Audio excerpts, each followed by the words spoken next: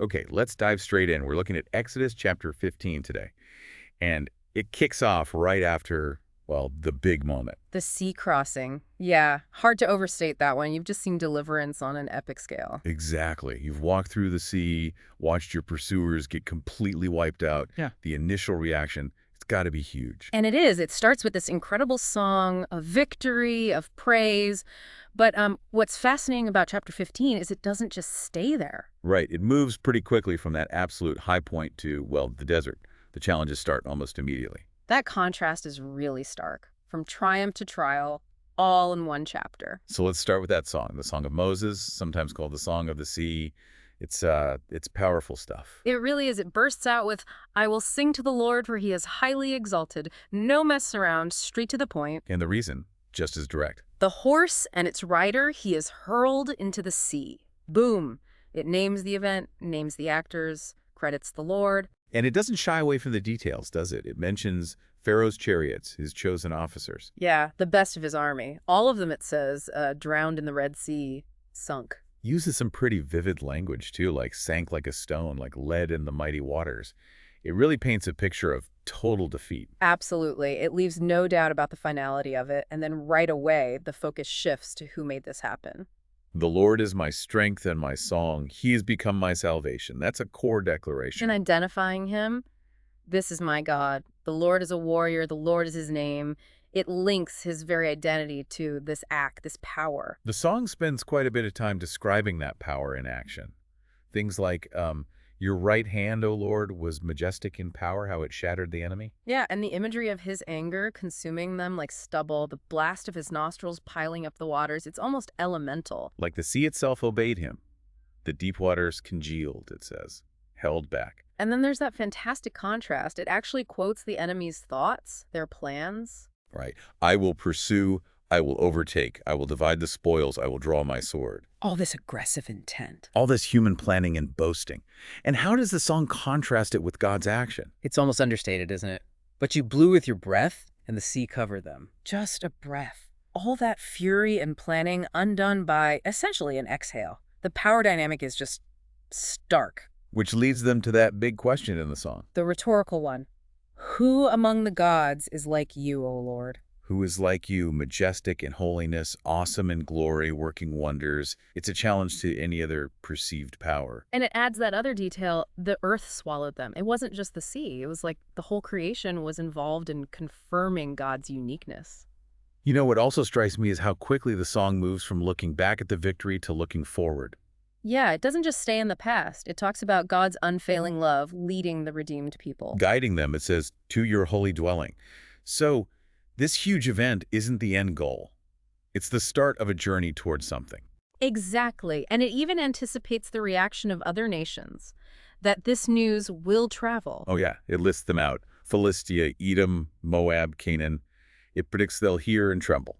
Anguish, terror, dread, melting away, becoming still as a stone. The song portrays this event as having geopolitical shockwaves. Like the reputation of this God and his people precedes them, clearing the way almost. Mm-hmm. And the ultimate destination mentioned in the song. The mountain of your inheritance. The place, O Lord, you made for your dwelling, the sanctuary, your hands established.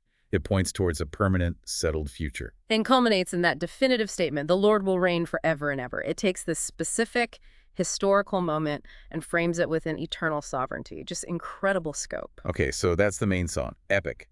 But there's another layer to the celebration happening simultaneously, right? Yes, and it's really significant. Miriam. Miriam the prophetess, Aaron's sister. She steps forward, takes a tambourine, and crucially, the text says all the women followed her. With tambourines and dancing. So it wasn't just a solemn hymn. It was active, embodied celebration. Absolutely. It shows a different dimension of worship, physical, communal, led by a prominent woman. And what did she sing? It's essentially the chorus, the core message distilled. Sing to the Lord, for he is highly exalted. The horse and its rider he is hurled into the sea. Like driving home the central point for everyone, making it memorable, participatory. Exactly. It really underlines that this was a shared experience, a collective outpouring of relief and praise, men and women celebrating together. So you've got this peak moment, utter victory, ecstatic worship, dancing, looking back at the miracle, looking forward to the promise. You're on top of the world. Do you think so? And then, And then the narrative just pivots. yeah, Hard. immediately. They leave the Red Sea, go into the desert of Shur, and the text just lays it out flat. 3 days, no water. Wow, 3 days after that miracle. Talk about a reality check. From the supernatural intervention against an empire to the most basic human need, thirst, in the desert heat. And when they finally find water at this place called Mara, It's bitter, undrinkable, hence the name Mara means bitter. and the people's reaction is, well, maybe predictable. Pretty immediate, they start grumbling. Against Moses, naturally. What are we to drink? It shows how quickly that memory of the sea, that massive deliverance, kind of fades when faced with immediate, pressing hardship. Mhm. The pressure lands right on Moses. And what does Moses do? He doesn't try to reason with them or figure it out himself. No, straight to the source. He cries out to the Lord. And the Lord responds, not with a sea-splitting spectacle this time, but differently. Yeah, he shows Moses a piece of wood. Just wood. Moses throws it in the water, and the water becomes sweet, drinkable. A miracle, yes, but much more localized, almost quiet compared to the Red Sea, but just as vital. But the text says something crucial happened there at Mara, beyond just fixing the water problem. That's right. It explicitly states, there the Lord made a decree and a law for them, and there he tested them. So this wasn't just a random inconvenience. It was framed as a test, a teaching moment. And the teaching is pretty direct. The Lord lays out a condition. If you listen carefully, do what is right, pay attention to commands, keep decrees. And what's the promise? I will not bring on you any of the diseases I brought on the Egyptians. And then that key phrase, for I am the Lord who heals you. Wow. So obedience, listening in the moment, like with the wood, is directly linked to their well-being, their health, contrasted with the Egyptians. Yes. The wilderness becomes this training ground. It's not just about survival. It's about learning to live in relationship with God, where listening and obeying have tangible consequences for life and health. That phrase, I'm the Lord who heals you, lands with such force right after the water turned from bitter to sweet. Healing the water, healing the situation, promising future health.